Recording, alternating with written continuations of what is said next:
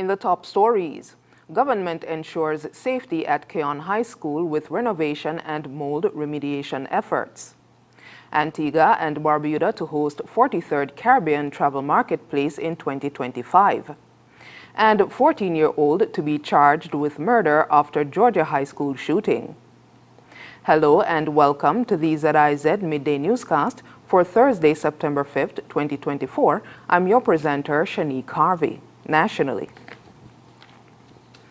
the government of St. Kitts and Nevis is making significant investments in the renovation and corrective measures at Guyana High School to ensure a safe environment for students, teachers, and ancillary staff. According to a statement disseminated by SKNIS, Prime Minister the Honorable Dr. Terence Drew visited the school on Wednesday, 4th September 2024 to observe the progress of the ongoing work.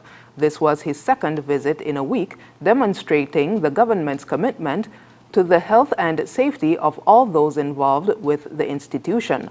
Dr. Drew said, quote, "We continue to invest heavily in the school. We are painting the school, installing new doors, windows, and furniture, and thoroughly cleaning the facility to remove any contaminants," end quote. Following previous unsatisfactory mold test results, the Ministry of Education implemented ultraviolet or UV light treatments, a non-toxic method to eliminate mold spores without leaving chemical residues. The result of the new tests conducted after UV light usage are currently pending. The Prime Minister stated, quote, "We are addressing the problem and will overcome it. The health of 4 people, students, teachers, environmental workers, guards, and servers remains our #1 priority and will not be compromised," end quote. During the renovations, Guyana High School has adopted a hybrid model for the new term. School students receive in-person instruction while others attend classes remotely using devices distributed by the government in November 2023 as part of the Enhancing Learning Continuity and Inclusion project. Dr. Drew also announced the formation of a task force to tackle mold issues in St. Kitts and Nevis, driven by rising temperatures linked to climate change. He stated, quote, "This is one of the consequences of climate change, and we deemed it necessary to ensure safe environments for our people," end quote. The task force will include permanent secretaries from the Ministry of Sustainable Development, Public Works and Education, along with representatives from the St. Kitts and Nevis Bureau of Standards and other experts. Less than 2 years after the Concerned Citizens Movement or CCM-led Nevis Island Administration or NIA introduced a retirement package for non-established or any workers in the public service, approximately 80 workers have received over $4 million in benefits. At a recent press conference, Premier Mark Brantley, Minister of Finance and Human Resources, expressed pride in the initiative. He said, quote, "I feel particularly proud as Premier of Nevis that I and the Cabinet were able to create a plan that provides our non-established workers with comfort and dignity, allowing them to retire with some financial support and the expectation of monthly payments," end quote. Since the package was introduced in September 2022, the NIA has paid out around $4.1 million in gratuity to 80 NE workers. As of July 2024, the NIA is disbursing approximately $82,319 per month or $988,680 annually in pension benefits to these workers. Before the introduction of this retirement package, any workers in Nevis would retire without any financial benefits after decades of public service. Premier Brantley emphasized the significance of this initiative, noting, quote, "This was substantial financial commitment by the NIA. There has been talk about better support for any workers for years, and this government has delivered," end quote. The any workers pension scheme is non-contributory, meaning no deductions were made from workers' salaries to fund this retirement benefit. Defending champions Guyana Amazon Warriors secured their second victory of the 2024 Republic Bank Caribbean Premier League or CPL with a 40-run win over St. Kitts and Nevis Patriots in Match 7 at Basse-Terre. Electing to bat first in rainy conditions, the Warriors, led by Imran Tahir, posted a formidable total of 266 for 7 in 20 overs. The wet outfield did little to hinder their scoring.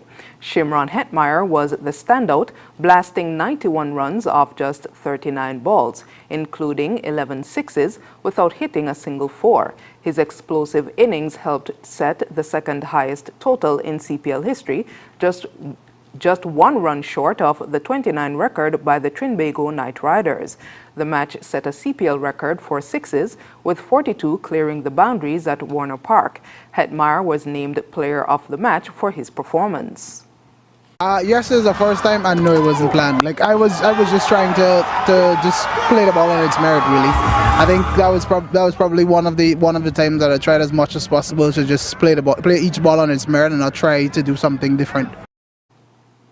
Patriots captain Andre Fletcher scored 81 of 33 balls, but after he was caught by Dwayne Pretorius off Gudakesh Moti's spin in the 13th over, the Patriots' chase faltered and wickets fell steadily. A brief rain delay did not change the outcome as Pretorius dismissed Mackay Louis to seal the win with 12 balls remaining, marking the Patriots' third straight defeat.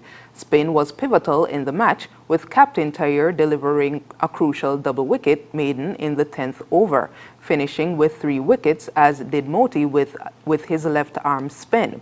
The Warriors are looking strong as they aim to defend their title, while the Patriots will seek to bounce back against the Barbados Royals on Friday. After the break, St. Vincent passes law banning alcohol during funeral processions. Stay with us. So get up and unite. The CPL is back for 2024. And the St. Lucia Kings are hunting for their first title. This year, it will be the best ever CPL, with global superstars, massive sixes, and incredible entertainment at the biggest party in sport. Get your tickets now at cplt20.com. Welcome back. And now in regional news, the Caribbean Hotel and Tourism Association, or CHTA, has announced Antigua and Barbuda as the host of the 43rd Caribbean Travel Marketplace, or CTM, to be held from May 18th to 22nd, 2025. The event will attract global buyers and regional suppliers, highlighting Antigua and Barbuda's growing influence in the Caribbean hospitality and tourism industry. According to Colin James, CEO of the Antigua and Barbuda Tourism Authority, the selection underscores the nation's strong tourism performance, with a 16% increase in stayover arrivals this year, surpassing 2019's record levels.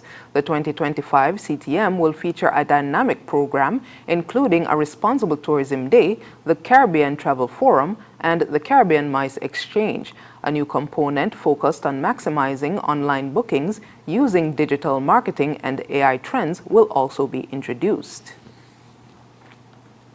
St. Vincent's Parliament has enacted a new law prohibiting the consumption of alcohol during funeral processions effective immediately. The legislation introduced by Prime Minister Dr. Ralph Gonsalves makes it illegal to possess or consume alcohol on highways, roads, or other thoroughfares during a funeral procession, with violators facing a fine of up to $200 EC. While the new law does not extend to alcohol consumption within cemeteries due to challenges in defining cemetery boundaries, it aims to address disruptive behavior observed during funeral processions. Gonsalves stated that the law targets conduct that detracts from the solemnity of funerals, such as participants drinking and causing disturbances. Internationally, A 14-year-old boy will face murder charges after a shooting at Appalachia High School in Georgia, which left 4 dead and 9 injured. The Georgia Bureau of Investigation said 2 students and 2 teachers were among the victims. The suspect, identified as Colt Gray, a student of the school, was arrested on campus by 2 officers and will be tried as an adult. Sheriff Judge Smith described the attack as pure evil. The shooting occurred about 10:20 a.m. local time on Wednesday. Sheriff Smith stated that law enforcement responded within minutes and the suspect surrendered immediately. No motive has been identified, and officials have not found any specific targets. Among those killed was 14-year-old Mason Schermerhorn, who was autistic. Teacher David Phoenix was injured in the attack, suffering gunshot wounds to his hip and foot. He underwent surgery and is in stable condition. Authorities have not disclosed the type of weapon used. Sheriff Smith said the investigation would take several days to uncover more details. The school went into lockdown and students were evacuated to a nearby stadium before being reunited with their families. And in other international news, victims of the Grenfell Tower fire are still waiting for justice after a 6-year public inquiry blamed dishonest companies and multi-government failures for the 2017 disaster that killed 72 people. The final report found that a cladding manufacturer deliberately concealed fire risks, while coalition and conservative governments ignored, delayed, or disregarded safety concerns. Grenfell United, representing some families, described the companies involved as little better than crooks. Natasha Elcock, a spokeswoman for the group, said, quote, "We lost friends, neighbors, and loved ones in the most horrific way from greed and corruption," end quote. Prime Minister Keir Starmer called for full accountability and possible criminal prosecutions. London Mayor Sadiq Khan and Kensington MP Joe Powell demanded an end to the shameless merry-go-round of buck passing. The report highlighted systemic dishonesty by cladding and insulation manufacturers, including U.S. firm Arconic, which concealed fire test results. The London Fire Brigade was criticized for a lack of leadership, and the government was faulted for ignoring fire safety concerns for decades. And now for the weather. Present weather is fair skies. Winds are a light breeze of 6 miles per hour from the northeast. The temperature for today is 32 degrees Celsius or 89 degrees Fahrenheit. Seas are 1 to 1.5 meters or 3 to 5 feet. The weather forecast for St. Kitts and Nevis today predicts partly cloudy to cloudy with a 40% or moderate chance of showers. Tonight will be mostly cloudy with showers and a 40% or moderate chance of thunderstorms or a moderate chance of showers. Sunset for today will be at 6:21 p.m. and sunrise for tomorrow will be at 5:58 a.m. And that brings us to the end of the ZIZ Midday Newscast. Join us this evening for these stories and more in detail. Thank you for tuning in. I'm your presenter, Shanique Harvey.